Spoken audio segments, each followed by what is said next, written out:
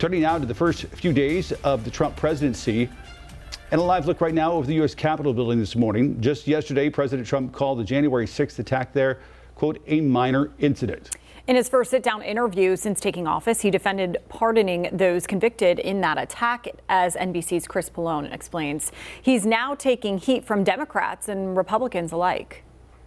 Amidst increasing backlash, President Trump is defending his decision to pardon everyone convicted in the January 6th Capitol attack. I said I was going to release him, and probably very quickly.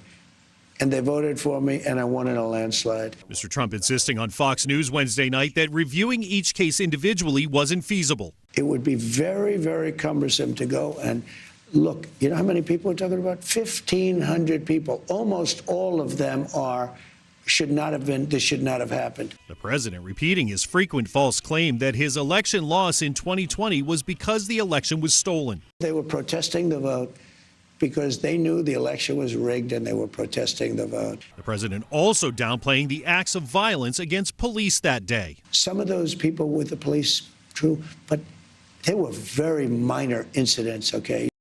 I was beaten, crushed, kicked, punched, surrounded. Police officer Daniel Hodges, one of many who tried to keep rioters from entering the Capitol. Someone reached underneath my visor, tried to gouge out my eye. And all these people were just pardoned by Donald Trump. More than 140 officers were injured during the attack, some beaten, shocked with tasers, and sprayed with chemical irritants. The pardons troubling even for some in the president's party. You just blanket pardon all of them without consequence? I think that sends a horrible message to our law enforcement officers. But for President Trump, it's a campaign promise made and a campaign promise kept. Chris Pallone, NBC News, Washington.